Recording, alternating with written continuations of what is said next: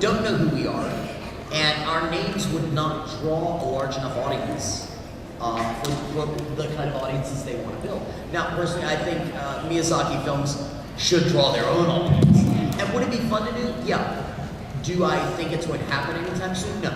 You know, I mean, just to be realistic. Right?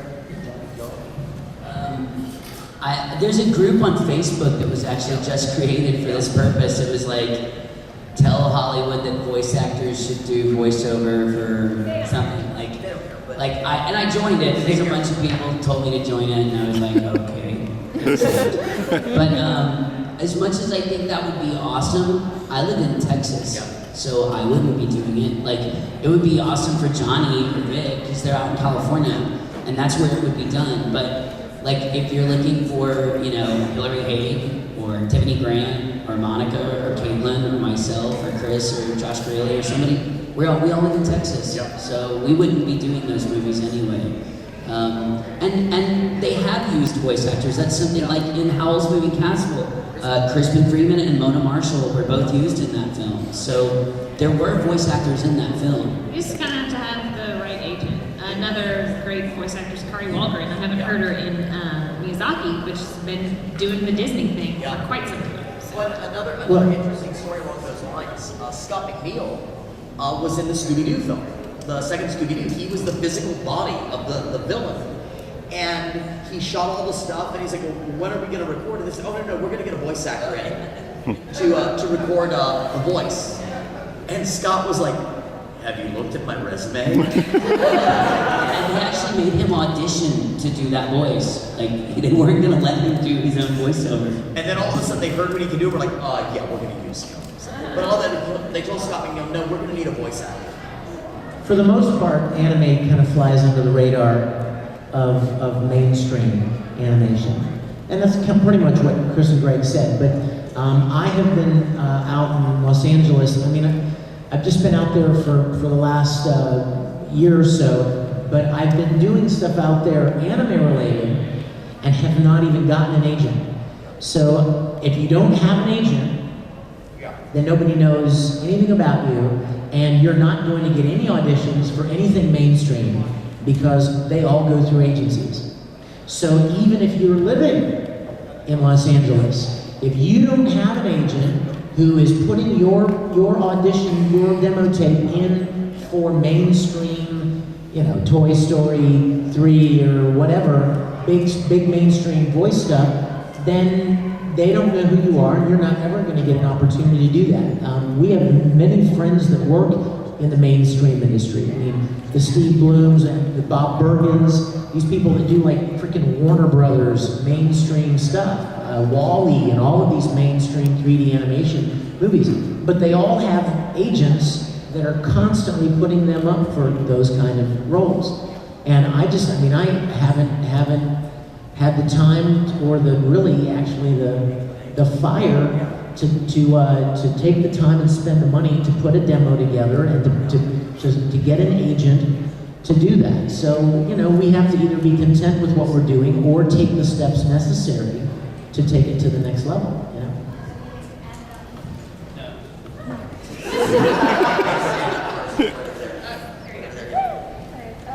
If Edward and Carter were ever to meet, what would happen? Ed from Full Metal Alchemist and Carter from Warren High School, what would happen? Can you repeat the question? The question was if Edward Elric from Full Metal Alchemist, and Kaoru Kitachi from Warren High School were to meet, what would happen? I think Ed would wonder why that boy was wearing such prissy clothing. Because those are two totally different time periods. And Kaoru is a little frilly indeed. Someone else? Back the hand was, I just saw the hand up over there. Yeah, you going me. My question's for everybody. Could you each do a voice of another character on your, like, the person to your right? Do your voice. That answer would be no. Sorry. I don't know. It's hard enough for Chris's Chris's characters. Yeah. Hello, I'm Chris Ayres. I'm not gonna even try. Chrissy's mom. Greg and I have actually had to To voice become match each other blue. before.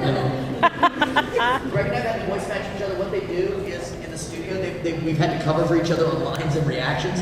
And if Greg does something, if Greg has to come in and pick up, just a small line or two of mine, they'll pitch him down. And I've gone in and done something that sounded kind of like Greg, and they just pitched it up for reactions and stuff. Yeah, Jen used to do that a lot. We were recording an episode of Tsubasa, and there was a scene where Phi is making fun of Kurogane, and he's mimicking him. And so Colleen was like, okay, do your best Chris Sabat. And I did this line, and she goes, okay, not that much like Chris Sabat. Because I was really trying to do it. I was like, and then she's like, no, that sounds too much like it. It's gotta be like Phi trying to sound like Kurogane. But we have fun with that sometimes. I would say we each probably have a voice actor that we can do an impersonation of, but it might not be any of us. Yeah. Like, if I could do anybody, it's Wendy Powell's voice. It kind of sounds right today, but I did something. They recorded me at Funimation. I think Bevins recorded me going, "Oh my God." And they played it back and she goes, well, that's just great. Now they're going to give Greg Ayres all my parts. But the best quote about Wendy Powell's voice came from Chris Sabat. He said that Wendy Powell is the only woman that men lower their voice to impersonate. She's got a bassy voice. That was one of the fun things on Wallflower, when all the guys in the show had to impersonate each other. The episode where they were all impersonating. It was a lot of fun. Another question. Somebody else got it. I think the last two. Back with the mask on your head and the red hair. Yeah. This is for all of y'all. Was there like a part when you had to do voice acting that you did not want to do at all? I like to work.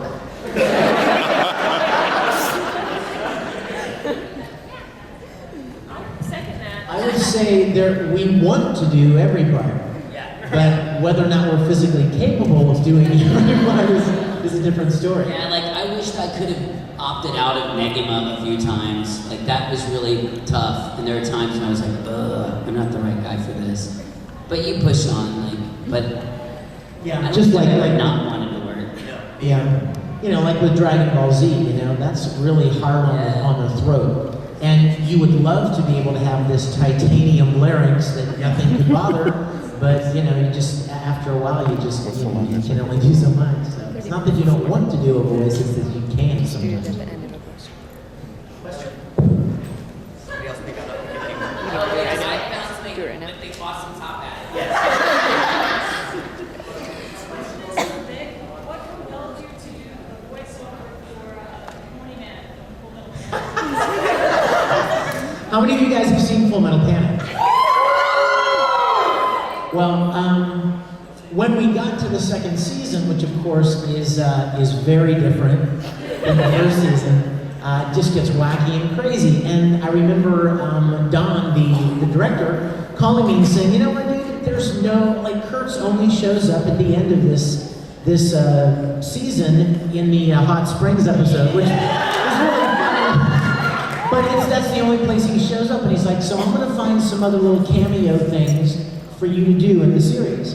And so he called me one day and he said, okay, you're going to play this character named Pony Man. And all he says is pony. I mean, he carries on entire conversations, but he only uses the word pony. So it was so much fun to do. And every once in a while at a convention, I'll see somebody walking around with a pony head, with a horse head on, and I get all, giddy and fanboyish because they're cosplaying Pony Man. Pony! Pony!